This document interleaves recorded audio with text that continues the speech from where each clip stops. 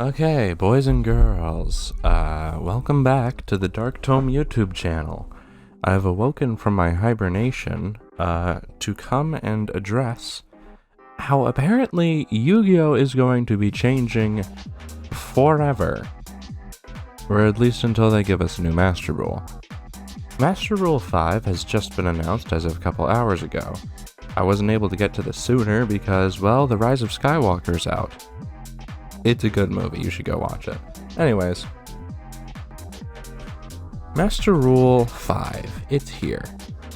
And as you can see from this image, oh boy, something's about to go down. Essentially, the field zones will stay the same.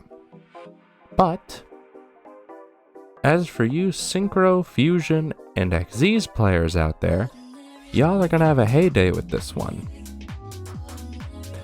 If there is a monster occupying your extra monster zone, you are allowed to summon as many Synchro, Fusion, and XYZ monsters as you want to your main monster zones. To quote the Yu-Gi-Oh! Organization article here, as of April 1st in the OCG only, Fusion, Synchro, and XYZ monsters will be summonable to the main monster zones in addition to the extra monster zone. The rule for Link monsters will stay the same. You are not limited to one of each. For Pendulum monsters, they are almost identical with one small change. Face-down Pendulum monsters summoned back to the field from the face-up extra deck, they still must be summoned to the extra monster zone, or a zone a Link monster points to. So what does this mean? Let's say you're playing,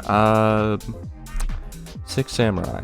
You just summoned a Shien to the extra monster zone. Congratulations, buddy. You can now summon as many Shiens as you want. This essentially makes it so that, yes, your first summon has to go into your extra monster zone. But if you try to summon Fusion, Synchro, and XYZ monsters to literally any other zone, it does not matter anymore. And that's crazy. I want you guys to realize how crazy that is. Like, the decks that we have right now would love this. Orcust? You just summon Galatea, boom. Now you got a Dingirsu wherever you want. Like, if you're going for your normal play, right? You put a Galatea into a Galatea, and then revive that first Galatea. Then you overlay that for Dingirsu. You can put Dingirsu literally anywhere you want. You can put it in, like, the west side of Kentucky if you want to. Like, your Link monster zones can stay clear now for other Link monsters. You do not have to summon these monsters to those zones. Like, that's crazy. Think about Thunder Dragons with this. Like, think of what Thunder Dragons do here. Thunder Dragons don't care anymore. They can do whatever they want. They're basically playing in Master Rule 3 now. And like XYZ decks, like Burning Abyss, yeah, cool. I like Burning Abyss, but they're kind of just better with Cherubini anyways. Like, I would have to say this is probably my favorite Master Rule yet. I liked Master Rule 4 a lot, even with it crippling, you know, those prior decks, because Master Rule 4 is good in theory, as long as we have enough Link monsters to supply it. But we obviously didn't for a little while there. But now that we do, this is a really good format, in my opinion. I like this Master Rule. And this only improves upon it. I genuinely think that we are about to enter a really good era of Yu-Gi-Oh! Oh, I'm so excited for this. Alright. So here's this. I'm not going to be covering the new cards here. I will not be covering these Eternity Code cards. But I will be covering the next Yu-Gi-Oh! Anime. Yu-Gi-Oh! 7s is coming out. I won't watch the trailer, I won't waste your time with that, but this is Yu-Gi-Oh! 7. We got some, you know, standard schoolboys doing their thing. This man is 12 years old. Let that sink in. and they are playing a new version of Yu-Gi-Oh! Called Rush Duels. What is this? You can't just update the page as I'm recording, guys. Okay, these are the last 20th secret rares. I don't know why Silent Honor Dark got one. I don't know why Galaxy Eyes Prime Photon Dragon got one. But Yubel getting one is cool. Princess Illusion and Alternative getting them are cool. Trishula getting one is very cool. Whatever, you guys see that. Whatever. This doesn't apply to the TCG. But this is Rush Duels. Rush Duels get cards with brand new artwork frames. I don't hate them. I'm gonna be honest with you, I don't hate these frames. I think they're alright. They just look a little bit more generic to me than other, like, you know, standard Yu-Gi-Oh card frames. Because the standard Yu-Gi-Oh card frames look very orderly to me, and I like that. They look like, you know, like they just look orderly, and I appreciate that, but this is good. I like this. This won't apply to the main TCG at all. These frames will probably not be able to be used in the main game at all. And these will probably be restricted to their own little side Yu-Gi-Oh thing here called Rush Duels. Now, Rush Duels are standard Yu-Gi-Oh, except you get 3 zones. Sounds familiar. And instead of it just being, you know, speed duels being lame, now, with Rush Duels, everyone gets to use these brand new card frames. And they'll be specialized cards, easy to interpretate, and very attractive. I'm assuming that this means they'll have keywords introduced, which, yeah, good on them, I guess, but, I mean, having keywords is nice, but that doesn't really matter to me. Their second biggest pull-in for this is continuous summoning.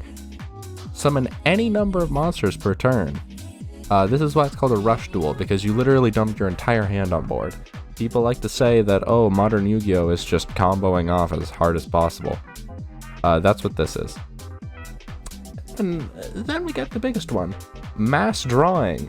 Every turn, draw until you have 5 cards in your hand. So yes, ladies and gentlemen, you get to resolve Card of Demise every single turn. Isn't that fun? This format seems like it could be a fun thing to have at events, like a fun little side thing like speed duels. Will it take off like normal Yu-Gi-Oh? Will this become the next big thing? I'm not sure. I think Konami would really have to push this thing. Like, and obviously they are really trying to push it here, but I don't think this is going to, like, be super attractive. I don't think this will ever be, and I don't think it should be the main thing that Konami focuses on. But that is just my opinion. And then the last thing that I'm going to cover here is Yu-Gi-Oh! Neuron. More like Yu-Gi-Oh! Nimrod. Ooh. No. This is just a mobile, not a mobile game, but a mobile app that functions as a calculator, keeps track of life points, allows you to roll dice, toss coins, and act as a timer.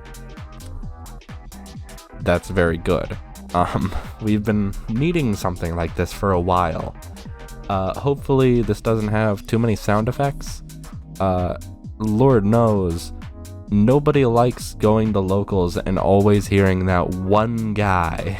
You know the guy. The one guy who has his little life point calculator on the other side of the room, and it just goes like 99% of the time because he's losing constant life points because he's playing Blue Eyes. But anyways, this will also act as a, like, kind of binder, sort of. You'll be able to take pictures of cards, and it'll be able to recognize those cards and use them as, like, you know, just kind of document them and, like, bring up information on the cards, too. And you'll be able to like create deck lists in the thing too. So I'm not sure if you'll have access to every single card off the bat, but I believe that this will give you access to cards that you already have.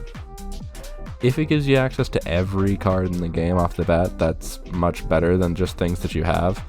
But, you know. Also, non-members can register up to 10 different deck lists.